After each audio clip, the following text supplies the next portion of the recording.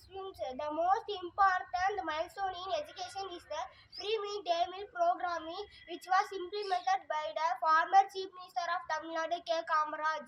Indian educational system is mainly divided into 4 stages. They are primary, upper primary, secondary, higher secondary. The Sarva Shiksha Abhiyan SSA, the Right to Education Act RTE, has improved the educational performance.